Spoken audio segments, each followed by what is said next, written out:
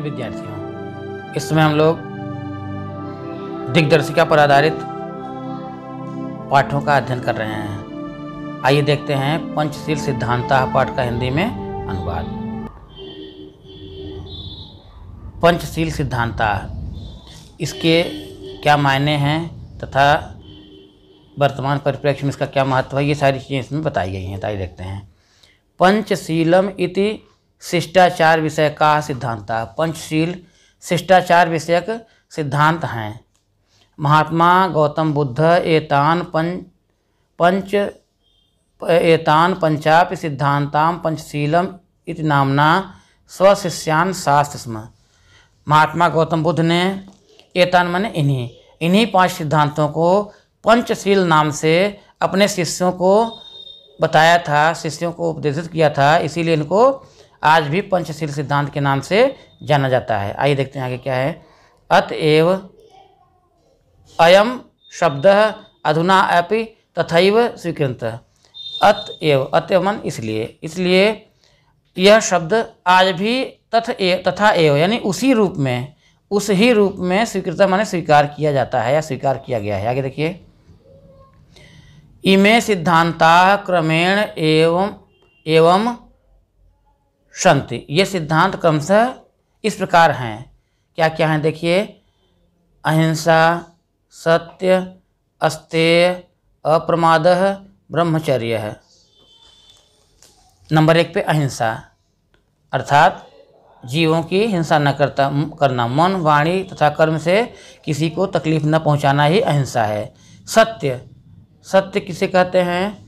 सत्य अर्थात जो न्याय की कसौटी पर हमेशा खरा उतरे, जो त्रिकाला बाधित हो, वर्तमान, भूत और भविष्य में जिसकी कोई काट न हो, उसे सत्य बोलते हैं। अस्तेय यानी चोरी न करना।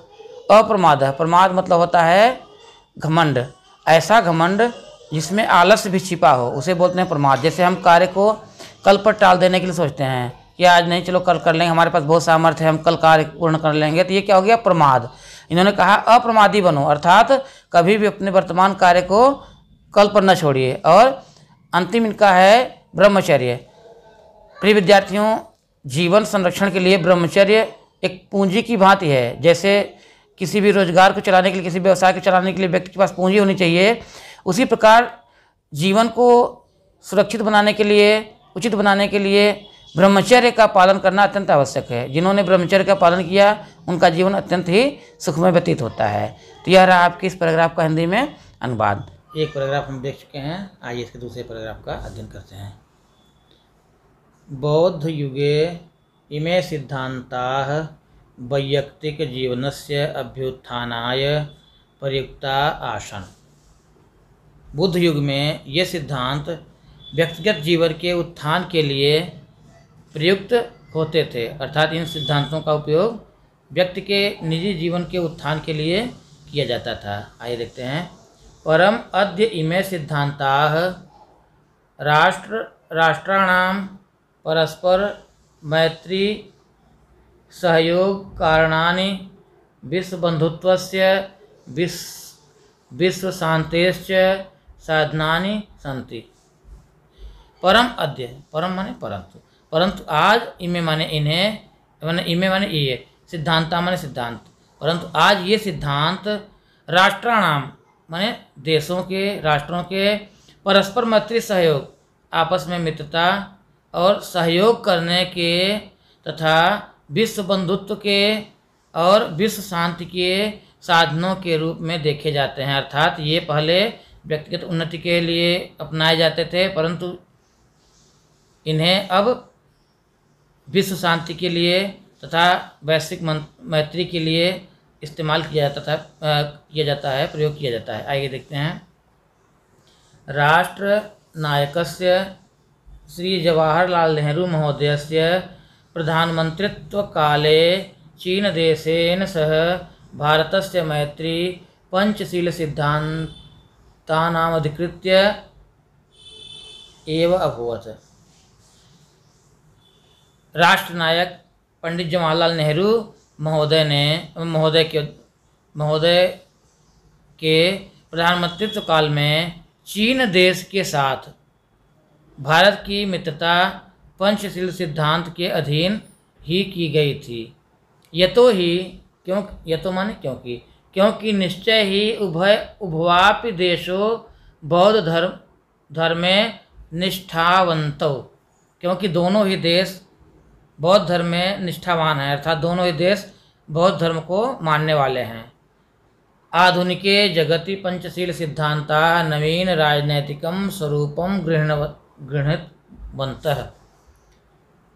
आधुनिक जगते, आधुनिक माने वर्तमान, जगत में संसार, वर्तमान संसार में पंचशील सिद्धांत को नए राजनीतिक स्वरूप के रूप में ग्रहण किया गया, अर्थात इस पंचशील सिद्धांत के नए राजनीतिक स्वरूप को दिखाया गया और उसी रूप में अपनाया गया।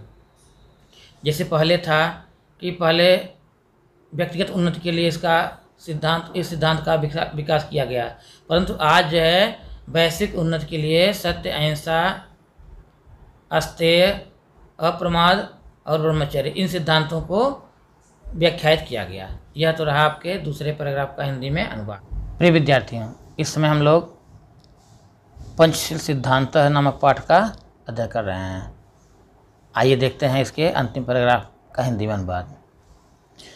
आपको पता है पंचशील सिद्धांत मुख्य रूप से महात्मा बुद्ध ने स्थापित किया था, जिसके अंतर्गत व्यक्ति अपनी आध्यात्मिक उन्नति के लिए कुछ नियम बनाए थे, यानी व्यक्तियों की आध्यात्मिक उन्नति के लिए उन्होंने कुछ नियम बताए थे। परंतु आज जो हम पंचशील सिद्धांत पढ़ रहे हैं वैश्विक परिप्रेक्ष्य में, अंतर्राष्ट्रीय परिप्रेक्ष्य में, वे एक राष्ट्र दूसरे राष्ट्र के लिए अर्थात आपस में मैत्री भाव और सौहार्द बनाए रखने के लिए क्या नियम निर्देशित कर रहे हैं, उन नियमों का इसमें उल्लेख किया गया। ये 5 नियम इस प्रकार हैं, आइए देखते हैं। नंबर 1, किमपि राष्ट्रम कस्यच अन्यस्य राष्ट्रस्य आंतरिकेषु विषयेषु कीदृशम अपि व्याघातम न करिष्यति। किमपि राष्ट्र माने कोई भी राष्ट्र, कस्य च अन्यस्य, कोई भी राष्ट्र किसी अन्य दूसरे राष्ट्र के आंतरिक विषयों में किसी प्रकार का हस्तक्षेप नहीं करेगा, नंबर 1। नंबर 2, प्रत्येकम राष्ट्रम परस्परम प्रभुसत्तां प्रादेशिकीम अखंडत्वं च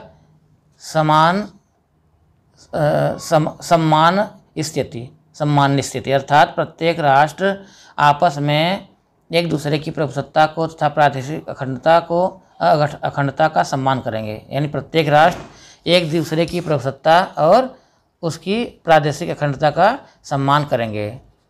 प्रत्येक राष्ट्रम परस्परम समान व्यवहार स्थिति, प्रत्येक राष्ट्र एक दूसरे के साथ परस्पर समान व्यवहार करेंगे, किसी प्रकार कोई भेदभाव नहीं, कोई बड़ा राष्ट्र है तो छोटे राष्ट्र को परेशान नहीं करेगा। आगे देखिए, किमपि राष्ट्रम अपरेण न आक्रांत्यन्ते, अर्थात कोई भी राष्ट्र दूसरे राष्ट्र से आक्रांत नहीं होगा और कोई राष्ट्र दूसरे राष्ट्र को आक्रांत भी नहीं करेगा। आगे देखिए,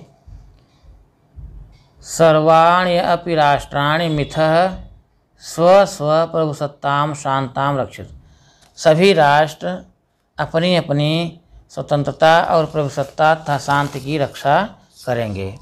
देखिए, विश्वस्य यानि राष्ट्राणि, विश्व के जो भी राष्ट्र शांतिम इच्छन्ति, शांति की इच्छा करते हैं, तानि इमाम नियमाम अनुल्लंघीकृत्य, वे इन नियमों का बिना उल्लंघन किए हुए परस्पर, देखिए यहाँ पर परस्पर राष्ट्र सार्धम मैत्री भावम दृढ़िम कुर्वन्ति, वे बिना इन नियमों का उल्लंघन करे हुए आपस में मैत्री भावों को यानी राष्ट्रीय मैत्री भाव को उन्नत करेंगे। प्रिय विद्यार्थियों, यह तो रहा पंचशील सिद्धांत के 5 सिद्धांत जो भारत और चीन के बीच हुए समझौते के बाद बनाए गए थे, अर्थात इन सिद्धांतों का पालन करते हुए देश अपनी अपनी उन्नति करेंगे, अपना अपना विकास करेंगे। इस प्रकार से संस्कृत दर्शिका पर आधारित पाठों का अनुवाद यहाँ समाप्त होता है। अगले वीडियो में हम कुछ नई पाठन सामग्री लेकर आपके सामने उपस्थित होंगे। तब तक के लिए धन्यवाद।